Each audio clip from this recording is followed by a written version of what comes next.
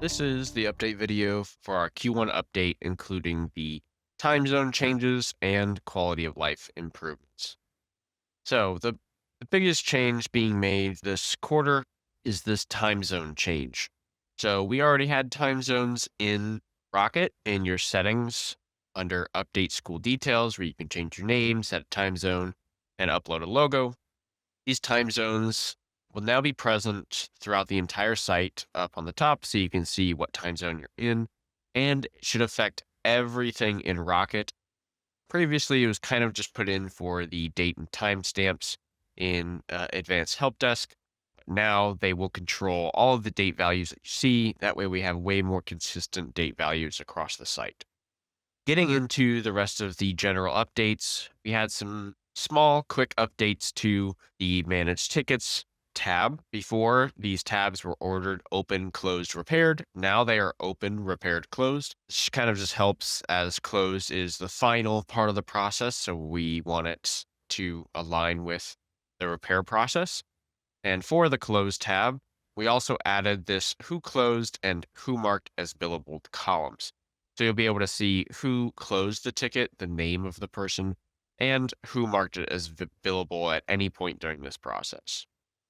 Then going on to manage parts, if we have quantities at different buildings within for certain parts, they were previously separated by a comma and all in one row. They've now been split up into separate rows to be way more readable and so you can see them better. Also, we removed the at in front of each building name. And also, if you have buildings configured, you'll see the at school quantity disappear so long as it has no quantity attached to it. If there's, any number above 0 attached to at school, it will ask you to move them to another school, which you can do either through the mass edit quantities or within each part.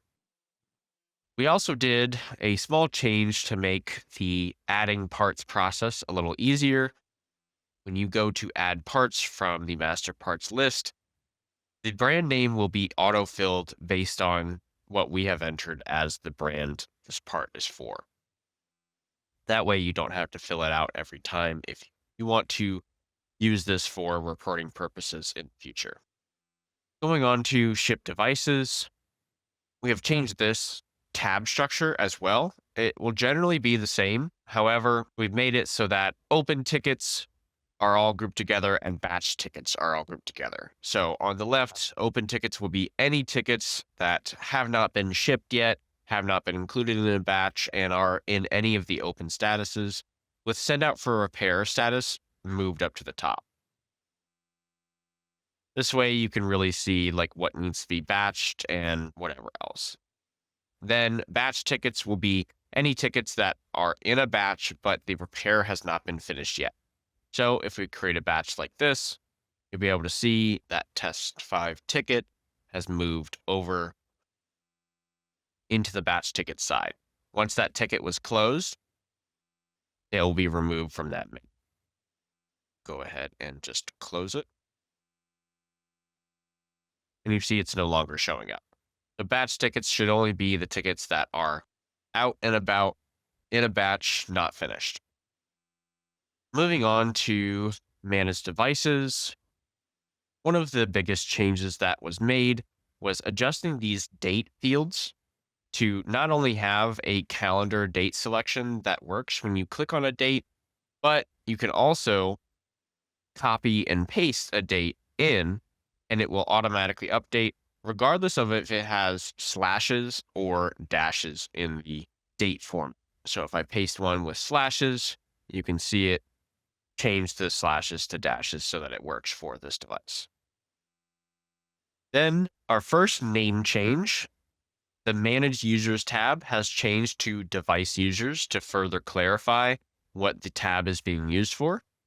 These are not Rocket users. These are not people that need to be added for help desk. These are purely device users. Then a pretty big quality of life improvement to the device allocation tab. We had an issue before where if you didn't type 2 spaces in between first and last name, When there was no middle name configured, it wouldn't search the user. Now you can see there's only one space in between first and last name, and it searched the user properly. Also, if you search a user by just first and last name, when they have a middle name configured, it will properly show the correct user. Then on to some new error reporting for the Import Export tab. We have a couple of different ways that this is processed. So first off, if you upload a file that is different from the template that is provided, most of the time in terms of headers and other things like that, it will tell you missing headers or if the headers have a wrong name or anything, and then you can simply download the template or just correct the CSV that you uploaded, and you can see it at any time. Also, there was a frustrating issue that happened when you had errors where you had to refresh the page and try the import again. Now you can just simply upload a different import and use that right here. So now when I click upload, it will run in the background and I will get an email notification once that is completed. We did also put in some data validation so that if your file contains any wrong information, like a text value in a date field, now the error email will tell you which row errored out, the serial number involved, and what the error actually was. So in this case, the file I just uploaded had a text value in a date field, and it told me invalid date in the third-party extended warranty field. Also, going back into import export, we added the state field to the building import so that the entire address can be imported all at once, and also made the building import work with currently existing buildings.